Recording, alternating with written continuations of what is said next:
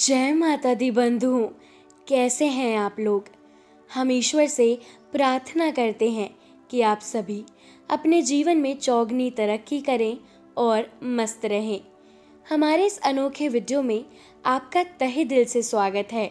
आज के इस वीडियो में हम आपको भाई दूज की कथा सुनाने जा रहे हैं। अगर आपने हमारे इस चैनल देशी भक्ति को सब्सक्राइब नहीं किया है तो ज़रूर करें, घंटी दबाएं और ऑल सेलेक्ट करें। साथ ही साथ कमेंट बॉक्स में जाएं और जय माता दी ज़रूर लिखें। भाई दूज भारत में मनाए जाने वाला एक बहुत ही महत्वपूर्ण पर्व है जो भारत के कोने कोने में मनाया जाता है।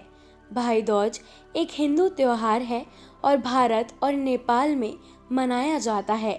यह पर्व भाई और बहन के पावन रिश्ते के महत्व को दर्शाता है। तो आइए आज मैं आपको भाई दूज की कथा एवं कहानी सुनाती हूँ। एक बुढ़िया थी, उसके 7 बेटे और एक बेटी थी। बेटी की शादी हो चुकी थी। जब भी उसके बेटे की शादी होती, फेरों के समय एक नाग आता और उसके बेटे को डस लेता था। बेटा वहीं खत्म हो जाता और बहू विधवा हो जाया करती। इस तरह उसके 6 बेटे मारे गए। 7वें की शादी होनी बाकी थी। इस तरह अपने बेटों के मर जाने के दुख से बुढ़िया रो रो के अंधी हो गई थी। भाई दूज आने को हुई तो भाई ने कहा कि मैं बहन से तिलक कराने जाऊंगा। माँ ने कहा ठीक है जाओ। उधर जब बहन को पता चला कि उसका भाई आ रहा है तो वह खुशी से पागल होकर पड़ोसन के गई और पूछने लगी कि जब बहुत प्यारा भाई घर आए तो क्या बनाना चाहिए। पड़ोसन उसकी खुशी को देखकर जल भुन गई और कह दिया कि दूध से रसोई लेप और घी में चावल पका। बहन ने ऐसा ही किया।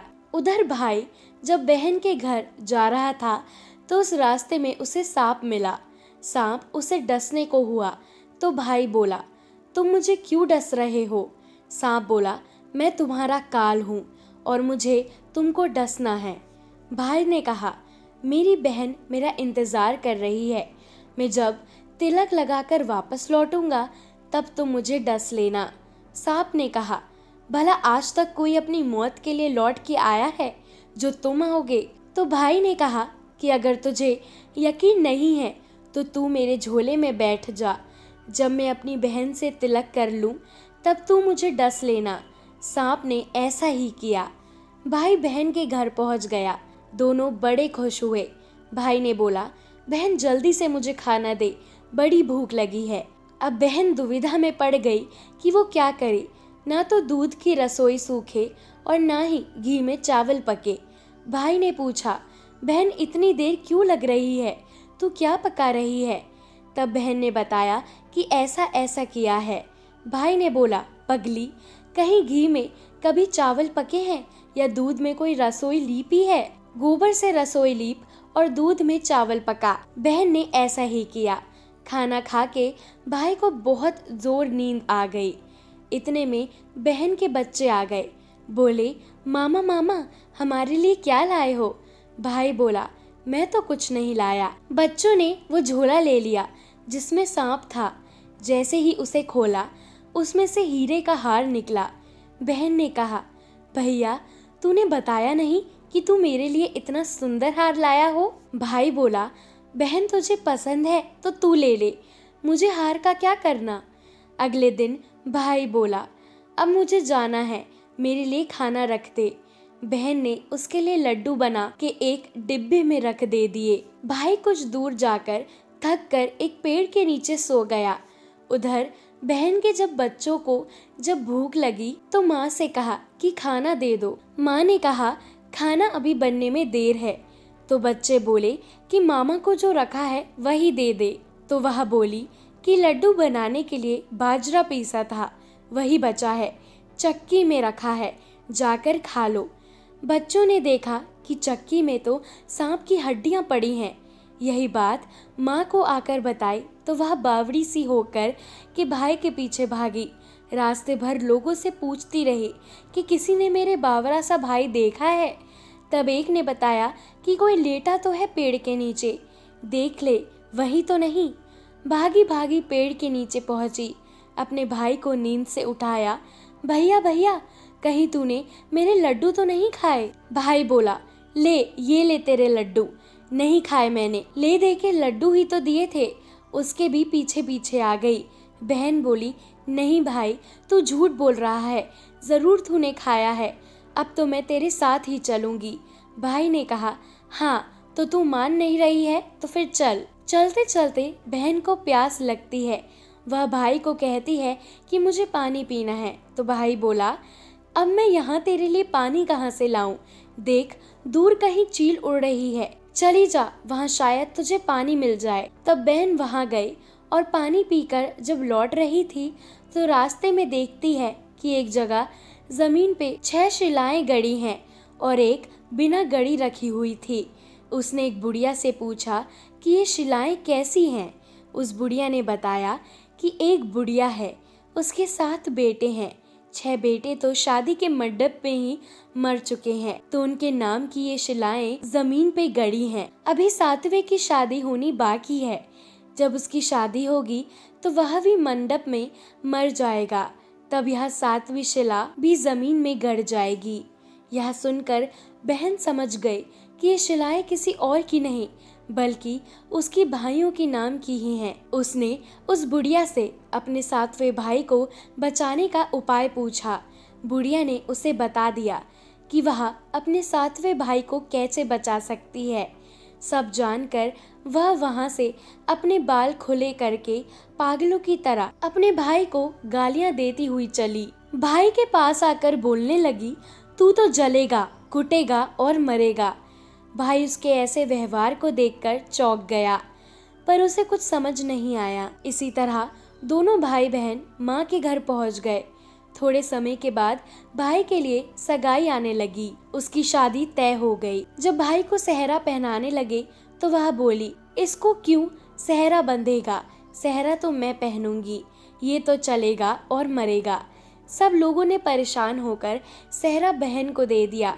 बहन ने देखा उसमें कलंगी की जगह सांप का बच्चा था। बहन ने उसे निकाल के फेंक दिया। अब जब भाई घोड़ी चढ़ने लगा तो बहन फिर बोली, ये घोड़ी पर क्यों चढ़ेगा?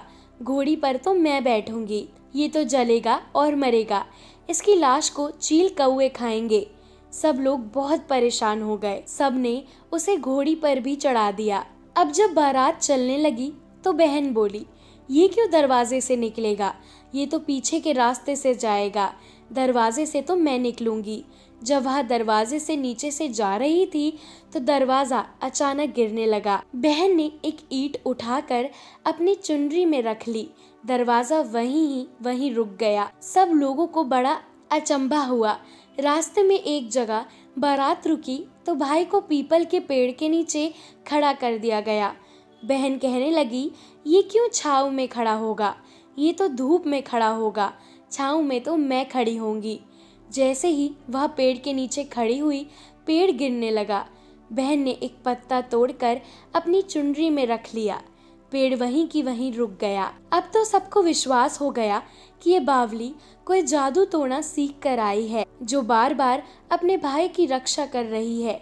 ऐसे करते करते फेरों का समय आ गया। जब दुल्हन आई तो उसने दुल्हन के कान में कहा, अब तक तो मैंने तेरे पति को बचा लिया, अब तू ही अपने पति को और साथ ही अपने मरे हुए जेठों को बचा सकती है। फेरों के समय एक नाग आया।